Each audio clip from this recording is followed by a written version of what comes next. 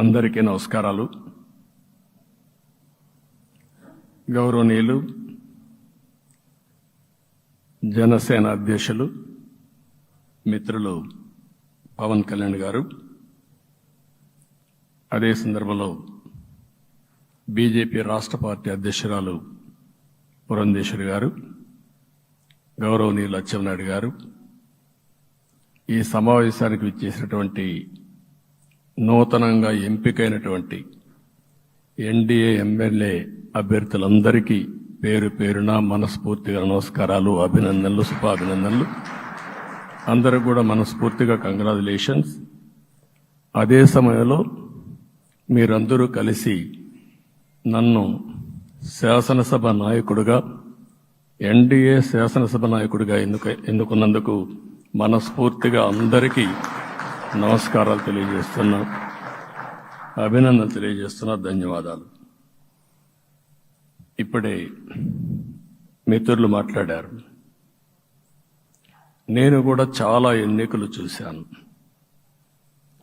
ఈసారి రాష్ట్ర చరిత్రలో ఎప్పుడూ ఇవ్వనటువంటి తీర్పు ఇచ్చారు.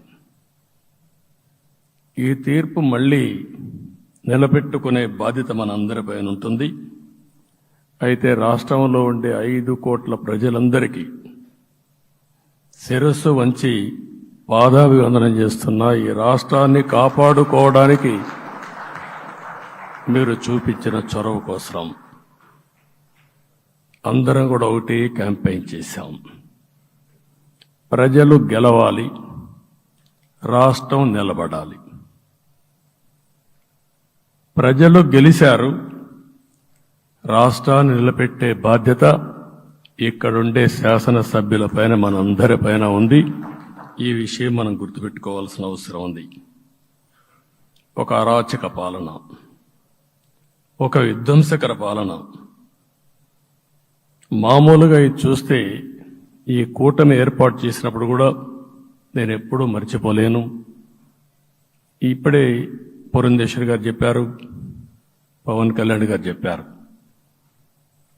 3 పార్టీలు కూడా ఒక అత్యున్నతమైన ఆశయాల కోసం పార్టీలు పెట్టినప్పటికీ ఈరోజు కలయిక కూడా మీరు చూస్తే, ఈ కలయికని చాలా ఎన్నికలు చూశాను కానీ నా చరిత్రలో ఎన్నికలైన తర్వాత కంప్లైంట్స్ ఉండేటివి. ఇక్కడ పలానోళ్ళు సరిగా పనిచేయలేదు, ఇక్కడ ఈ నాయకులు కోఆపరేట్ చేయలేదని. నేను చూసిన మొట్టమొదటి ఎన్నిక, ఈసారి ఎన్నికల్లో మాత్రం 100% 3 పార్టీల నాయకులు, కార్యకర్తలు సమిష్టిగా పనిచేశారు.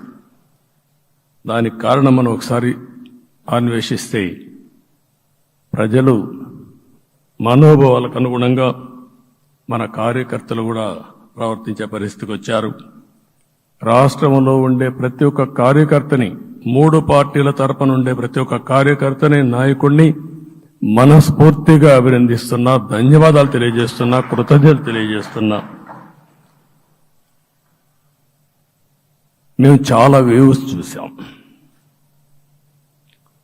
94లో 1 సైడ్ ఎన్నికలు జరిగాయి. అప్పుడు కూడా ఇన్ని సీట్లు రాలా, ఇన్ని ఓట్లు రాలా. ఈరోజు మనం చూస్తే 175 సీట్లకు గాను 164 సీట్లు గెలిచాం. అంటే 11 సీట్లే ఓడిపోయాం. అంటే స్ట్రైకింగ్ రేట్ 93%. అంటే మామూలుగా 93% రావడం అనేది దేశ చరిత్రలోనే అరుదైన అనుభవం ఇది. అలాంటి అనుభవం ఇక్కడ చూపించారు. ఓటింగ్ కూడా 57% ఓట్లు వేశారు. మనకు 50% ఓట్లు ఇస్తే ఎక్కువ అనుకుంటాం.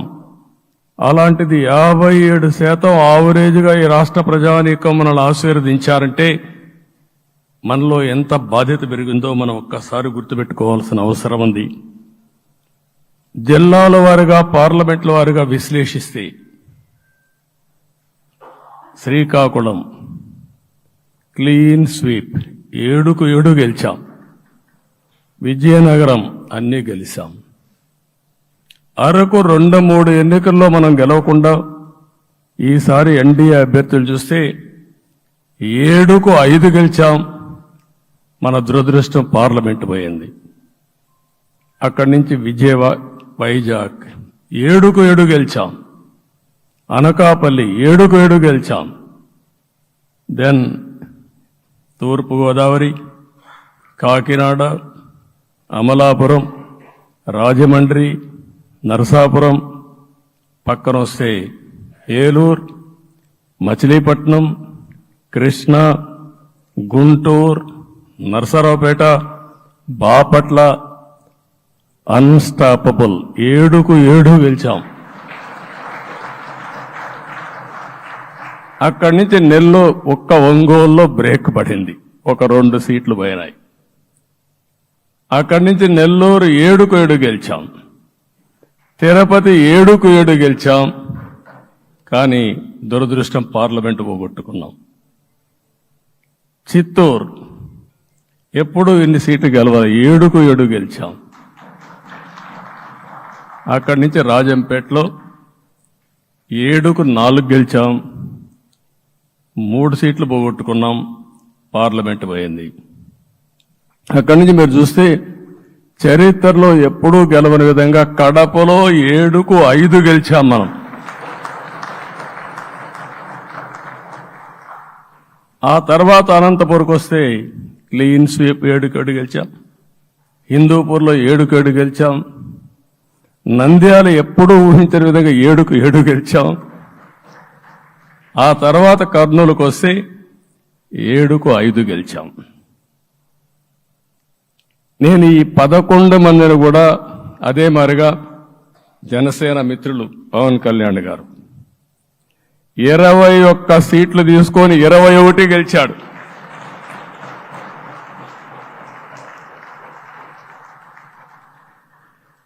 బీజేపీ 10 సీట్లు తీసుకుంటే 10 గెలిచారు, 8 గెలిచారు. అంటే 10కి 8 గెలవడం అనేది ఒక చరిత్ర. ఆ 2 సీట్లు కూడా కొన్ని ప్రత్యేకమైన కారణాల వల్ల ఓడిపోయాం తప్ప ఇంకోటి కాదు. అంటే ఇక్కడ ఒక లెసన్ మనందరికీ అర్థమైంది ఏంటంటే, అభ్యర్థులు గట్టిగా నిలబడుకున్న ప్రతి ఒక్క చోట ప్రజలు మనల్ని ఆశీర్వదించారు, గెలిపించారు. ఇదే ఈ యొక్క ఎన్నికల్లో మనందరం గుర్తుపెట్టుకోవాల్సిన ఒక ప్రత్యేకమైన విషయం.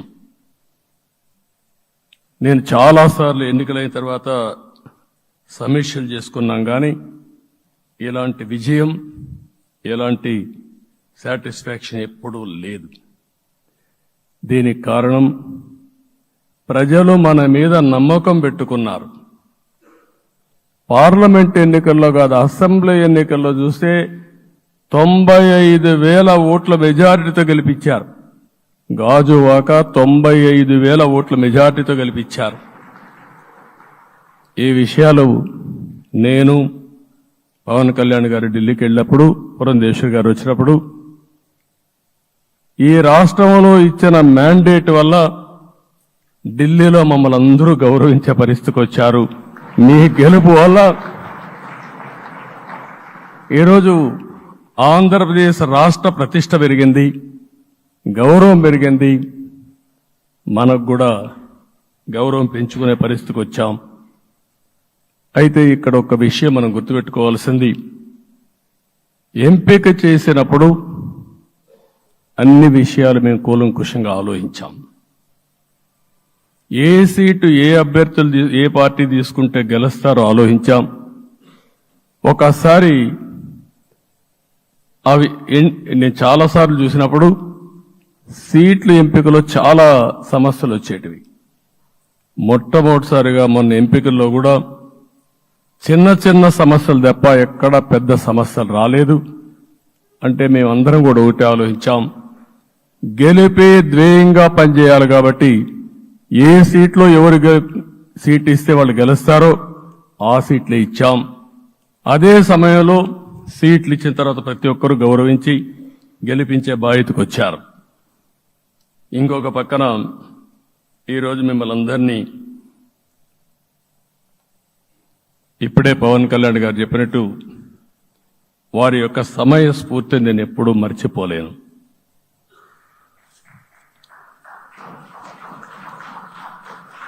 మొట్టమొదటిసారిగా నేను జైల్లో ఉన్నప్పుడు వచ్చాడు. వచ్చినప్పుడు నన్ను పరామర్శించాడు. బయట వచ్చి ఈ రాష్ట్రం అంత మునుపు చెప్పినా, అంత మునుపు అనేక సందర్భాల్లో ప్రభుత్వ వ్యతిరేక ఓటు చేయకూడదని చెప్పారు. కానీ నన్ను చూసి బయటికి వెళ్ళిన తర్వాత ఈరోజు తెలుగుదేశం జనసేన పొత్తు పెట్టుకుంటున్నామని చెప్పిన మొదటి వ్యక్తి పవన్ కళ్యాణ్ గారు. అప్పటికే బీజేపీతో పొత్తుంది. అయితే ఒక మాట చెప్పాడు, బీజేపీతో పొత్తుంది, బీజేపీ, తెలుగుదేశం, జనసేన 3 పార్టీలు కలిసి పోటీ చేస్తామని కూడా చెప్పి మళ్ళీ ఆ ప్రయత్నం చేసి కడాన రాష్ట్ర ప్రయోజనాల దృష్ట్యా బీజేపీ, తెలుగుదేశం, జనసేన పొత్తు పెట్టుకున్నాం. మనస్ఫూర్తిగా ఆయన అభినందిస్తున్నా. ఆ రోజటి నుంచి ఎలాంటి పొరపక్షాలు లేకుండా కలిసి పనిచేశారు. మాకు కొన్ని అనుమానాలు ఉండేటివి. ఓటు ట్రాన్స్ఫర్ అవుతుందా లేదా, ఓటు ట్రాన్స్ఫర్ కాకపోతే ఎక్కడన్నా సీట్లు నష్టపోతామని. అందుకే మీరు ఒకసారి చూస్తే ఎన్నికలు మొత్తం సెట్ అయింది, నామినేషన్స్ వేసాం, ముందుకెళ్ళాం. అదే సమయంలో మొట్టమొదటిసారిగా కొవ్వూరులో 3 పార్టీల నాయకులు కలిసి, నేను, పవన్ కళ్యాణ్ గారు, పురంధేశ్వరి గారు, ముగ్గురం కలిసి ఫస్ట్ మీటింగ్ అడ్రస్ చేశాం. అక్కడి నుంచి 6 జిల్లాల్లో మేమిద్దరం కలిసి తిరిగాం. బీజేపీ నాయకులు కలిసి వచ్చారు. ఆ తర్వాత మొట్టమొదటిసారిగా అమిత్ షా గారు ఏదైతే అనంతపూర్లో ధర్మవరం కాన్స్టిట్యున్సీకి వచ్చారు. నేను మొన్న నేషనల్ మీటింగ్లో కూడా చెప్పాను. ఆయన వచ్చినప్పుడు చాలా స్పష్టంగా ఎందుకు మేము పొత్తు పెట్టుకున్నామనే విషయాలు చెప్తూ ఈ ప్రభుత్వ అవినీతిని ఎండగట్టారు, సూటిగా మాట్లాడారు.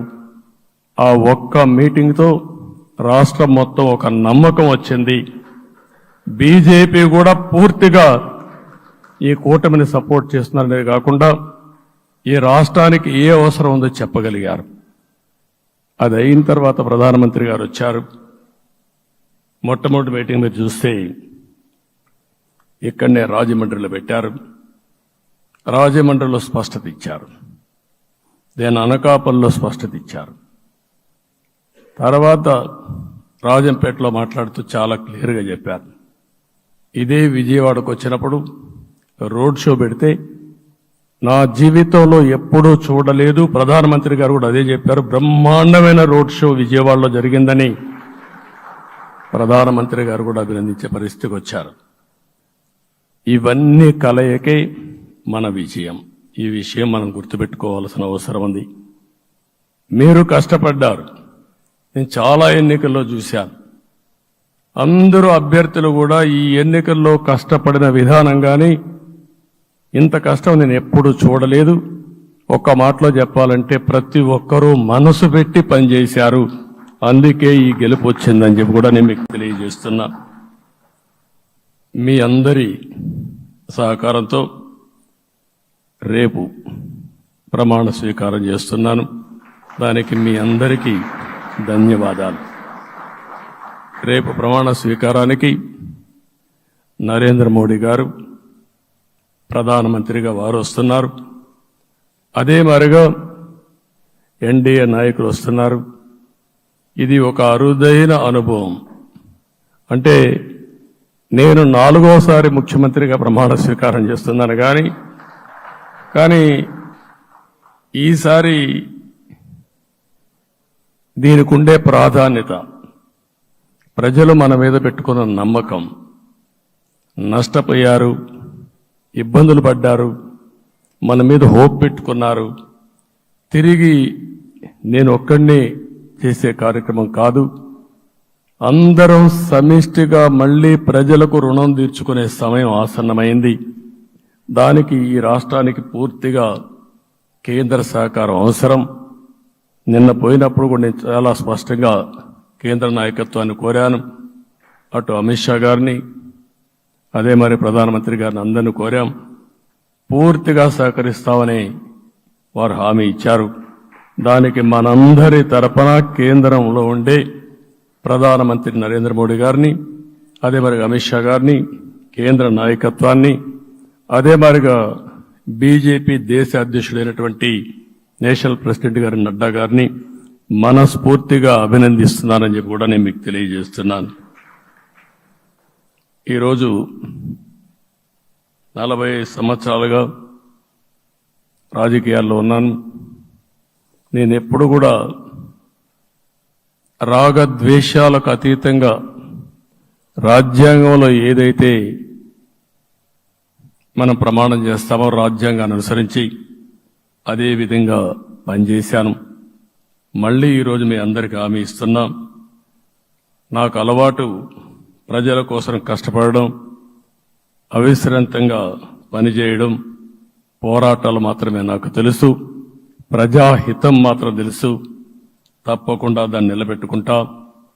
ఇన్ని దశాబ్దాలుగా కూడా ప్రతి అడుగు కూడా మీరు ఒకసారి చూస్తే ప్రతి ఆలోచన, తపన అన్నీ కూడా ప్రజల కోసమే చేశాం. ఈరోజు మనకిచ్చింది ప్రజల అధికారం కాదు.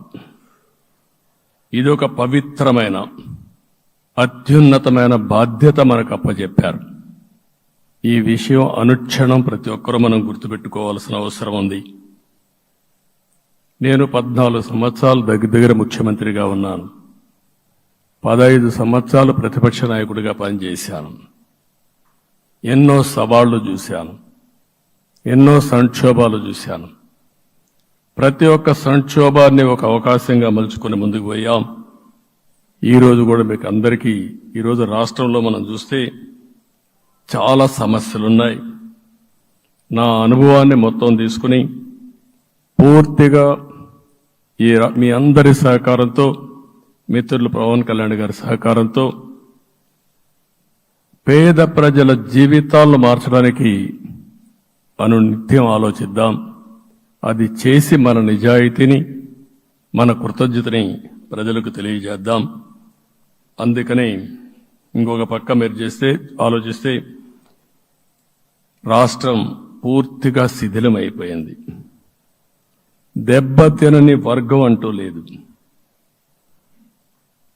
అందుకనే ఓసారి ఆశ్చర్యం కూడా వేస్తుంది. ఈ రాష్ట్రం నుంచి కూలి పనుల కోసం వేరే రాష్ట్రాలకు వెళ్లిన వ్యక్తులు సొంత డబ్బులు పెట్టుకుని వాళ్ళ యొక్క ఫుడ్ కూడా పాకెట్స్ తయారు చేసుకొని వచ్చి ఓటేసి మళ్లీ వెళ్లారు. ఇది ఊహించని పరిణామం. ఇక్కడుండేవాడు ఓటేయడం ఒక ఎత్తైతే, పేదవాడు చిన్న చిన్న పనులు చేసుకునేవాడు కూడా వచ్చి ఓటేశారు.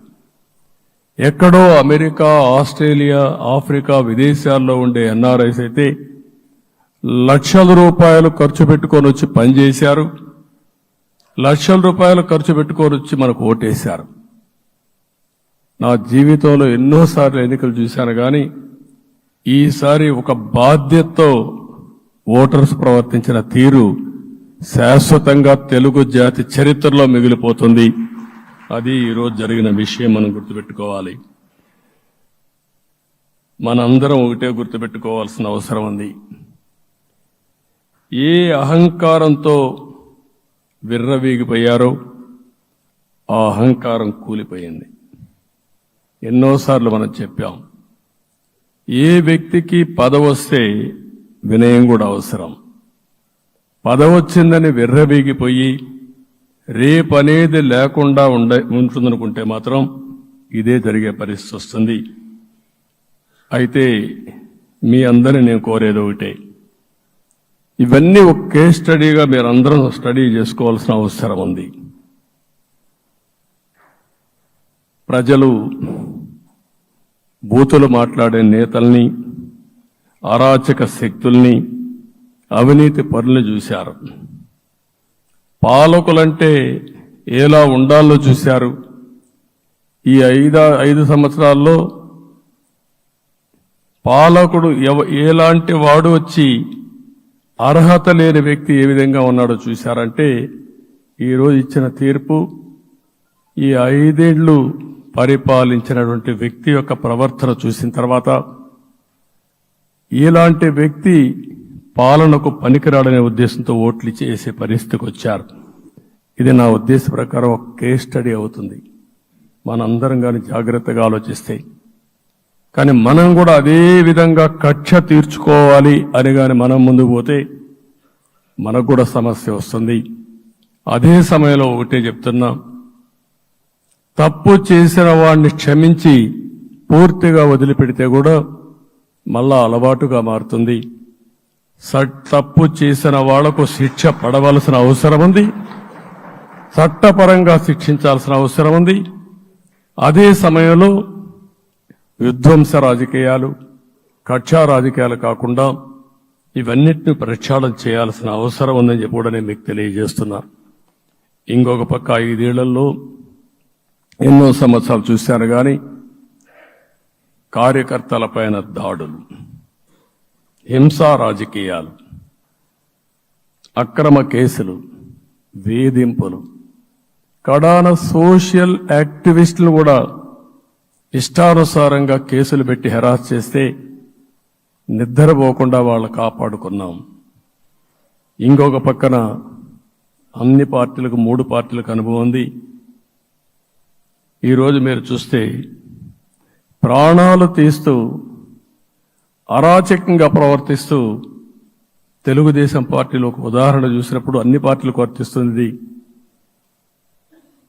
ఏదైతే మన పార్టీకి వ్యతిరేకంగా నేను ఆ పేర్లు చెప్పకూడదు కాబట్టి చెప్పలేదు, కానీ స్లోగన్ ఏమంటే కడాన మెడ మీద కత్తున్న జై తెలుగుదేశం అంటూ ప్రాణాలు వదిలిపెట్టే పరిస్థితికి వచ్చారు. ఇది ఊహించని పరిణామాలు ఇవన్నీ. ఇప్పుడు కూడా కళ్ళ ముందర తిరిగే పరిస్థితి వస్తుంది. అందుకే ఈరోజు మనందరం కూడా ఇవన్నీ గుర్తుపెట్టుకొని, నాకు జరిగిన అవమానాలు చూశారు. నేను అందుకే మా కుటుంబానికి జరిగిన అవమానంతో నేను కూడా భరించలేక బయట వచ్చినప్పుడు ఒకటే శపథం చేసి వచ్చాను. ఆ శపథం, ఇది గౌరవ సభ కాదు, ఇది కౌరవ సభ. ప్రజాక్షేత్రంలో గెలిచి మళ్లీ ఈ సభను గౌరవ సభగా చేసి అడుగు పెడతానని చెప్పి శపథం చేసి బయట వచ్చాను. ఓసారి ఇవన్నీ చరిత్ర. ఆ శపథాన్ని ప్రజలు గౌరవించారు. గౌరవించిన ప్రజల్ని నిలబెట్టే బాధ్యత మనందరిపైన ఉంది. సభను కూడా ఎన్నోసార్లు పవన్ కళ్యాణ్ గారు చెప్పారు, భవిష్యత్తులో ఆంధ్రప్రదేశ్ శాసనసభని ఒక గౌరవ సభగా చేసి ప్రజా సమస్యల్ని చర్చిస్తామని చాలా స్పష్టంగా చెప్పారు. అలాంటి బ్రహ్మాండమైన వాతావరణం క్రియేట్ అవుతుంది. దానికి ఒక శాసనసభాపక్ష నాయకుడిగా నేను హామీ ఇస్తున్నా.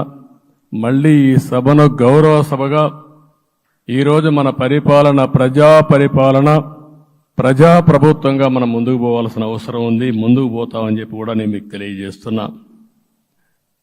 ఇంకా కిందికి డెప్త్కి వెళ్తే గవర్నమెంట్లో ఏముందో ఇప్పటికి తెలియదు, ఎంత అప్పు ఉందో తెలియదు, ఎక్కడెక్కడ తెచ్చారో తెలియదు.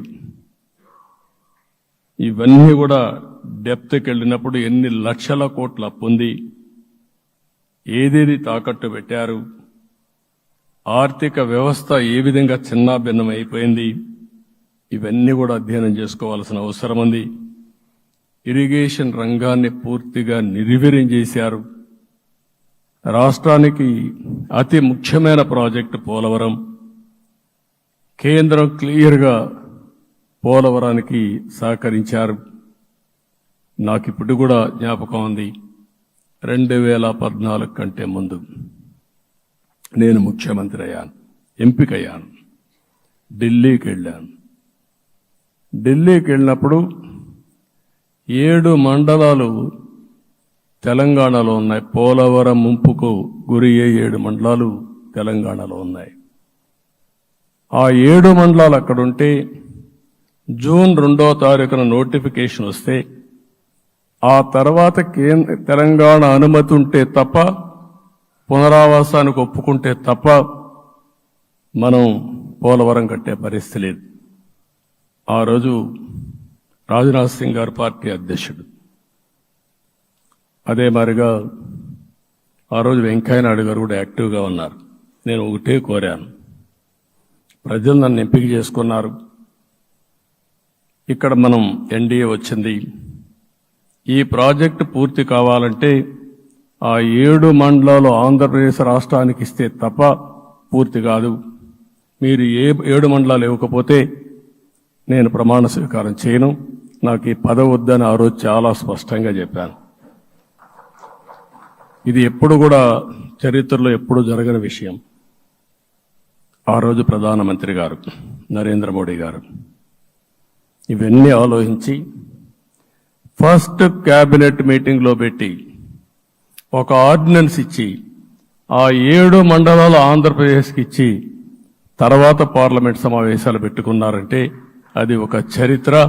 అంటే ఆ రోజు గాని కేంద్రంగాన 7 మండలాలు ఇవ్వకపోయుంటే పోలవరం ప్రాజెక్టు ప్రారంభమయ్యేది కాదు.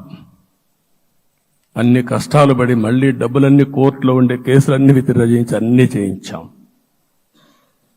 72% పనులు పూర్తి చేశాం. ఈరోజు మళ్లీ మొదటికి వచ్చింది.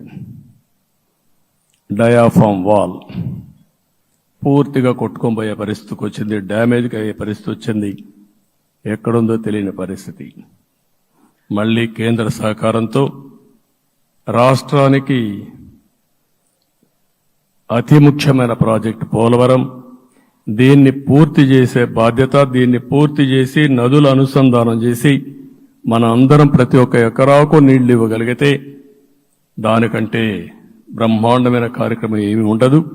వ్యవసాయ రంగం స్టెబిలైజ్ అవుతుంది. ఇది సాధించడానికి అన్ని విధాలా కష్టపడతామని చెప్పి కూడా నేను మీకు తెలియజేస్తున్నాను. ఇంకొక పక్క వ్యవసాయ రంగం పూర్తిగా సంక్షోభంలో పడిపోయింది. రైతులు అప్పుల పాలయ్యారు. 5 ఏళ్లలో 9 సార్లు కరెంటు ఛార్జీలు పెంచారు. ఈ విధంగా ఇవన్నీ కూడా ఇంకొక పక్క మీరు చూస్తే అమరావతి 10 సంవత్సరాల తర్వాత మన రాజధాని ఏదంటే చెప్పుకోలేని పరిస్థితి. ఇప్పటికి కూడా మనకు గుర్తొచ్చేది ప్రజావేదిక విధ్వంసం. అలాంటి దుర్మార్గమైన కార్యక్రమాలు జరిగాయి. ఇవన్నీ కూడా గుర్తు చేసుకుంటూనే కక్షపూరిత రాజకీయాలు కాకుండా కన్స్ట్రక్టివ్ పాలిటిక్స్ కి మనం ముందుకు పోవాల్సిన అవసరం ఉంది. అందుకే ఈరోజు నేను ఒకటే మీ అందరికీ హామీ ఇస్తున్న, మీ ద్వారా ప్రజలందరికీ, మనది ప్రజాప్రభుత్వం. ఇకపైన మన ప్రభుత్వంలో ప్రజావేదికల కూల్చివేతలుండవు. 3 రాజధానులంటూ రాష్ట్ర భవిష్యత్తు ఆటలాడే పరిస్థితి ఉండదు. మన రాజధాని అమరావతి, అమరావతి రాజధాని. విశాఖపట్నం ఆర్థిక రాజధానిగా, ఒక ప్రత్యేకమైన సిటీగా, ఆధునికమైన నగరంగా తయారు చేసుకుందాం. దాన్ని ఎప్పుడు కూడా నేను కంబైన్డ్ ఆంధ్రప్రదేశ్ కూడా గుర్తుపెట్టుకున్నాను. విశాఖపట్నం అటు జనసేనకు, తెలుగుదేశానికి, బీజేపీకి ముగ్గురు కూడా చాలా ముఖ్యమైన నగరం ఇది. ఎందుకు నేను ఈ మాట అంటున్నానంటే, లాస్ట్ ఎలక్షన్లో 2014లో హరిబాబు అక్కడ ఎంపీగా గెలిచారు. తర్వాత విడిపోయిన తర్వాత 2014లో మళ్ళీ మనం పోటీ చేసినప్పుడు చేశాం. 2019లో 4 అసెంబ్లీ సీట్లు గెలిపించిన ఏకైక నగరం విశాఖపట్నం తెలుగుదేశం పార్టీకి. అదే మాదిరిగా ప్రజల్లో గణనీయమైనటువంటి అభిమానం జనసేన అధినేత పవన్ కళ్యాణ్ గారి పైన ఉంది. ఈ 3 కలిపి నిన్న ఒక సునామీ మారిగా వచ్చింది. అక్కడ ఒక్కొక్క సీట్లో మీరు చూస్తే 90,000, 90,000, 70,000, 80,000 మెజారిటీ గెలిపించారంటే ఆనాటి ముఖ్యమంత్రి విశాఖపట్నాన్ని రాజధానిగా చేస్తాను, ఎన్నికలు అవుతానే అక్కడే ప్రమాణ స్వీకారం చేస్తానంటే నువ్వు రావద్దు అని ప్రజా తీర్పిచ్చిన రాజధాని నగరం విశాఖ నగరం. అంటే ఎలాంటి టెంప్టేషన్ కూడా లొంగలేదు వాళ్ళు. ఇది ఒక అనుభూతి. విశాఖపట్నాన్ని మర్చిపోయే సమస్య లేదు. తగిన గుర్తింపు ఇస్తాం, అభివృద్ధి చేస్తాం.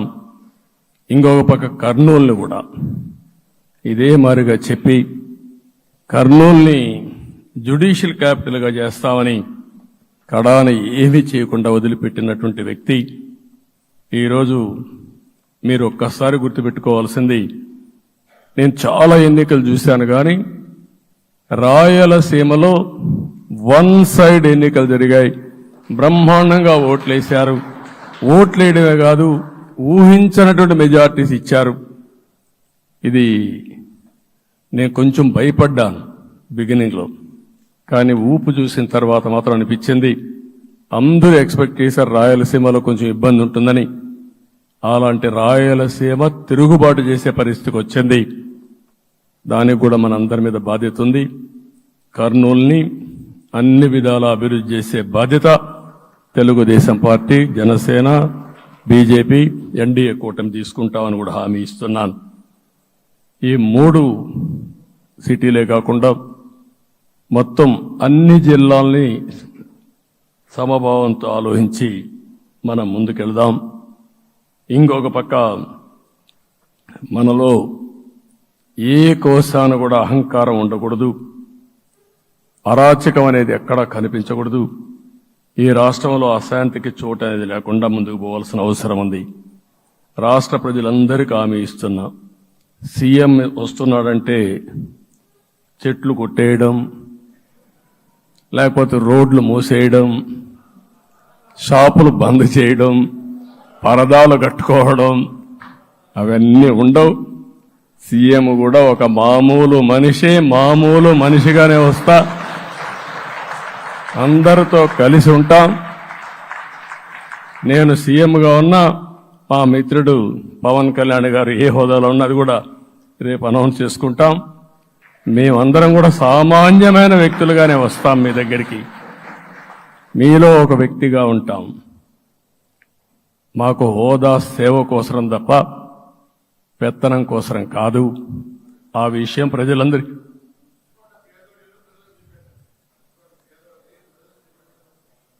అవన్నీ చేస్తాం. ఇంకొక పక్కన నిన్న మొన్న నేను వస్తానంటా ఉంటే వాళ్ళకు కూడా తెలుసు కాబట్టి ఎన్డీఏ అభ్యర్థిగా అంటే శాసనసభ నాయకుడిగా ఎన్నుకుంటారనే ఉద్దేశంతో, ముఖ్యమంత్రి అవుతాను ఉద్దేశంతో రోడ్లన్నీ కూడా నిలిపేస్తాను. నేను ఒకటే చెప్పాను, మేము వచ్చినప్పుడు ఒక్క నిమిషం ఒక సిగ్నల్కి ఇంకొక సిగ్నల్కి కొద్దిగా గ్యాప్ పెట్టుకోండి. అవసరమైతే ఒక 5 నిమిషాలు లేట్ అయినా మాకు పర్వాలేదు, కానీ ప్రజలు ఎవ్వరికీ ఇన్కన్వీనియన్స్ కలగకూడదని చాలా స్పష్టంగా ఆదేశాలు ఇచ్చాం. కాబట్టి అవన్నీ మనం చేద్దాం. ఇంకొక పక్కన దాడులు చేసి బాధితులపైనే కేసులు పెట్టే పరిస్థితి ఉండదు ఈ రోజు నుంచి. అది కూడా మనం చూసాం. ఏ ఒక్కరి ఆత్మగౌరవానికి భంగం కలగదు. ఒక పాజిటివ్ గవర్నెన్స్ అన్ని చోట్ల కనపడుస్తుంది. ప్రజాహితం కోసమే పనిచేస్తాం. ప్రతి నిర్ణయం, ప్రతి అడుగు ప్రజల కోసమే ఉంటుంది. స్టేట్ ఫస్ట్ అనే నినాదంతో ముందుకు పోతాం. ఈరోజు మేము ముగ్గురం కూడా ఢిల్లీలో వెళ్ళినప్పుడు కూడా మా ఆలోచన ఈ రాష్ట్రం ముందుండాలనే ఉద్దేశంతోనే ముందుకు పోయాం. అదే సమయంలో ఈరోజు మన రాష్ట్రానికి కూడా సముచితమైన గౌరవం. 3 మంత్రులు కేంద్రంలో మన వాళ్ళు ఉండే పరిస్థితికి వచ్చారు. ఒక పక్కన రామ్మోహన్ నాయుడు శ్రీకాకుళం ఎంపీ, ఆయన కేంద్రంలో మంత్రి పదవి, కేబినెట్ పదవి వచ్చింది. ఇంకొక పక్కన పెంబసాని చంద్రశేఖర్కి స్టేట్ మినిస్టర్గా ఎంఓఎస్ కింద ఇచ్చారు. మూడోది కూడా ఒక సామాన్యమైన కార్యకర్త Srinivasa Varma, Narasapur MP, BJP MP, ఈరోజు కేంద్రంలో మంత్రి స్థానం వచ్చింది. ఓసారి బీజేపీలో కూడా ఇది ఒక ప్రత్యేకత.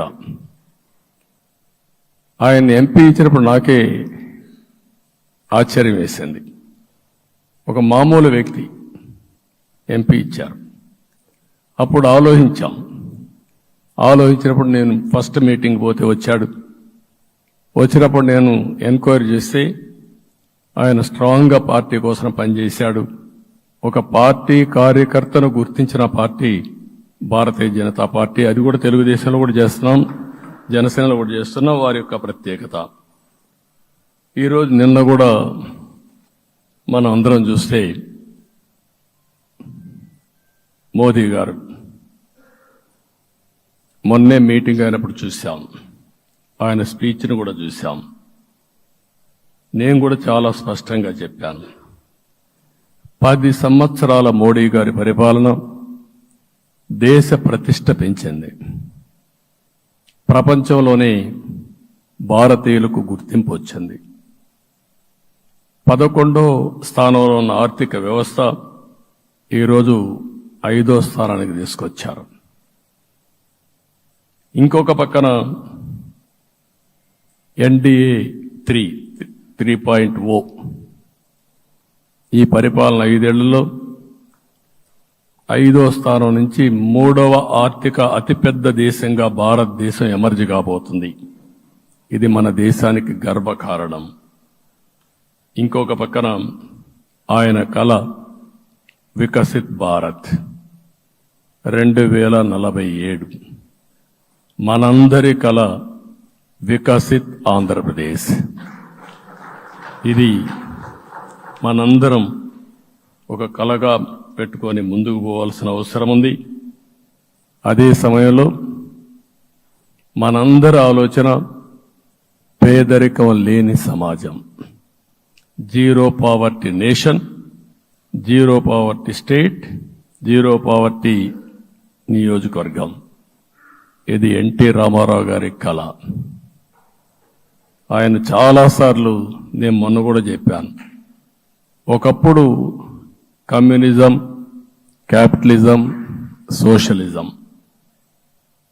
ఇది ఆర్థిక సంస్కరణ రాని ముందు ప్రతి ఒక్కరిని అడిగే విధానం. ఎవరిని అడిగినా మీరు ఏ సైడ్ ఉంటారని అడిగేవాళ్ళు. అలాంటి సమయంలో ఎన్టీ రామారావు గారిని మీరు ఏ ఇజాన్ని నమ్ముతారో చెప్పమంటే, నాకు ఈ ఇజాల గురించి తెలియదు, నాకు తెలిసింది ఒకే ఒక ఇజం, అది హ్యూమనిజం అని చెప్పిన ఏకైక నాయకుడు భారతదేశంలో ఎన్టీ రామారావు గారు.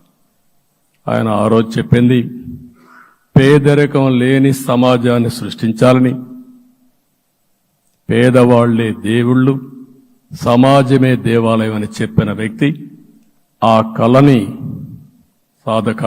సాధికారం చేద్దాం.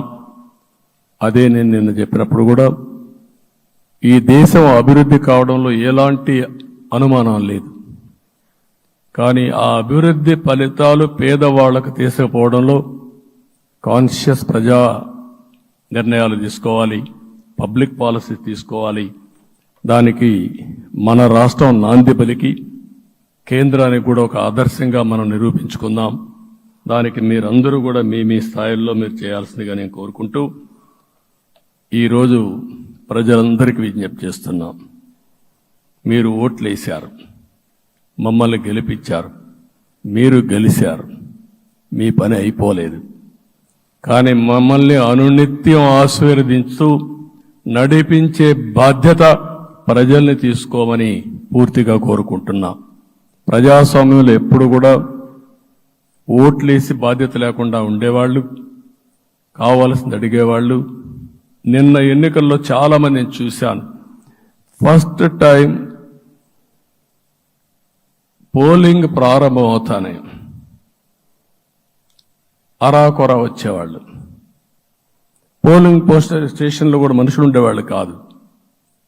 కొంతమంది మధ్య తరగతి అబోవ్ ఉండేవాళ్ళైతే ఎప్పుడో మధ్యాహ్నం పైన పోదామని ఇంట్లో లీజర్గా పడుకునేవాళ్ళు. మధ్యాహ్నం పైన కూడా ఖాళీగా ఉంటే వచ్చేవాళ్ళు, ఎండలు ఎక్కువ ఉంటే కొంతమంది అవాయిడ్ చేసేవాళ్ళు. అందుకే మొన్న ఎన్నికల్లో మీరు చూస్తే ఫస్ట్ అవర్లో ప్రతి ఒక్క పోలింగ్ స్టేషన్ ఫుల్గా క్యూలు ఉన్నాయి. ఆ క్యూలు కంటిన్యూ అయింది. మీరు చూస్తే రాత్రి 2 గంటల వరకు క్యూలో నిలబడుకొని ఓట్లు వేశారంటే వాళ్ళ బాధ్యత వాళ్ళు నెరవేర్చారు. దానికి మనం అందరం గుర్తుపెట్టుకొని ఏ విధంగా చేయాలనో మనం కూడా చేయాల్సిన అవసరం ఉంది. ప్రజలందరికీ విజ్ఞప్తి చేస్తున్నా, మమ్మల్ని నడిపించండి. ఎక్కడైనా మేము తప్పు చేస్తే చెప్పే విధానం కూడా ఎస్టాబ్లిష్ చేస్తాం. ఎప్పటికప్పుడు ఫీడ్బ్యాక్ ఇవ్వండి. ఫైనల్గా కలిసి సాగుదాం, రాష్ట్రాన్ని పునర్నిర్మాణం చేద్దాం. నా జీవితంలో నేను చాలా చూశాను, కానీ నాకు ఒకటే కోరిక, భారతదేశం ప్రపంచ దేశాల్లో నెంబర్ 1 దేశంగా తయారు కావాలి. అవుతుంది, దాంట్లో అనుమానం లేదు. 2047కి ప్రపంచంలో భారతదేశం మొదటి స్థానం బాగా పనిచేసుకుంటే, లేకపోతే 2వ స్థానంలో మనం ఉంటాం. అదే సమయంలో ప్రపంచం మొత్తం భారతీయులు నెంబర్ 1 స్థానంలో ఉంటారు. అది నరేంద్ర మోడీ గారి కళ. అది డెఫినెట్గా జయప్రదం అవుతుందని నేను ప్రగాఢంగా విశ్వసిస్తున్నా. ఇందులో నా స్వార్థం కూడా ఉంది. తెలుగు జాతి ప్రపంచంలోనే నెంబర్ 1గా ఉండాలనేది మన కోరిక. ఇప్పటికీ మీరు చూస్తే హైయెస్ట్ పర్ క్యాపిటా ఇన్కమ్ ప్రపంచంలో ఏ దేశంలోకి వెళ్ళా భారతీయులు సంపాదిస్తున్నారు. అందులో అగ్రస్థానంలో తెలుగు వాళ్ళు ఉన్నారు. అదే సమయంలో ఈ రాష్ట్రాన్ని నెంబర్ 1గా చేయాలనే సంకల్పం మనందరికీ ఉండాల్సిన అవసరం ఉంది.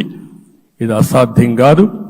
ఈ రోజు ఉండే పరిస్థితిని సవరిస్తూనే మళ్లీ నిర్మాణాత్మకంగా వెళ్తే ఒక నిర్దిష్టమైన సమయం ప్రకారం ఆంధ్రప్రదేశ్ రాష్ట్రాన్ని నెంబర్ 1 చేసుకునే అవకాశం ఉంటుంది. అదే సమయంలో జీరో పావర్టీ, మన ఆలోచనలన్నీ కూడా ఒకటే మీరు ఆలోచించుకోవాలి. ఎవరైతే పేదవాళ్ళు ఉన్నారో, పేదవాళ్ళలో నిరుపేదలు ఉన్నారో దానిపైన దృష్టి పెట్టాలి.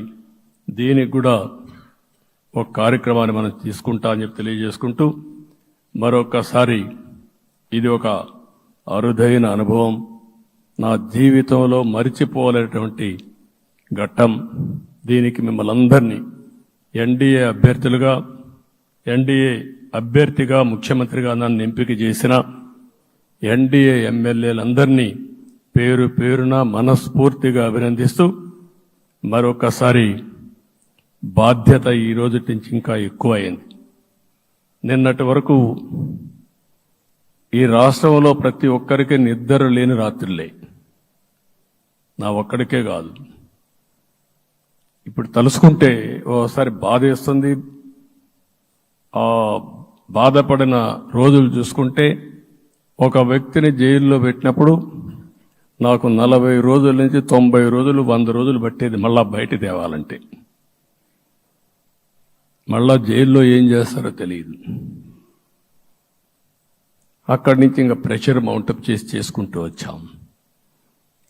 ఆ త్యాగం చేసిన రోజులను ఒకసారి గుర్తుపెట్టుకుంటూ, సఫర్ అయిన ప్రతి ఒక్కరిని, పార్టీ కార్యకర్తలనే కాకుండా ప్రజలను కూడా గుర్తుపెట్టుకొని, సోషల్ యాక్టివిస్టులు గుర్తుపెట్టుకొని ఈ రాష్ట్ర పునర్నిర్మాణం కోసం ముందుకు పోదామని తెలియజేసుకుంటూ, మరొకసారి మీ అందరికీ మనస్ఫూర్తిగా అభినందనలు తెలియజేసుకుంటూ, నన్ను పూర్తిగా బలపరిచినటువంటి మిత్రుడు పవన్ కళ్యాణ్ గారికి, అదే మరిగా బీజేపీ నాయకత్వానికి, పురంధేశ్వరి గారు ఇక్కడ నేను చూశాను.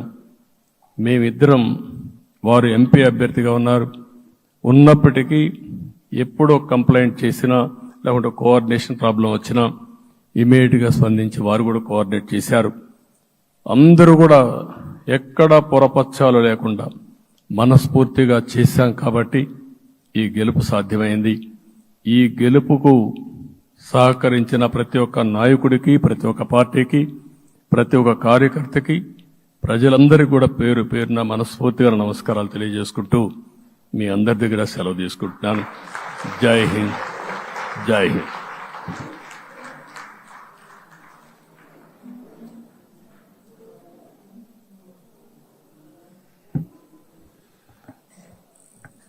ఎన్డీఏ శాసనసభ పక్షంలో పాల్గొన్నటువంటి పెద్దలు శ్రీ నారా చంద్రబాబు నాయుడు గారికి, జనసేన అధినేత పవన్ కళ్యాణ్ గారికి, బీజేపీ అధ్యక్షురాలు శ్రీమతి పురంధేశ్వర గారికి, తెలుగుదేశం, జనసేన, బీజేపీ శాసనసభ్యులందరికీ కూడా హృదయపూర్వకమైనటువంటి ధన్యవాదాలు తెలియజేస్తూ ఈ సమావేశాన్ని ముగిస్తున్నాం.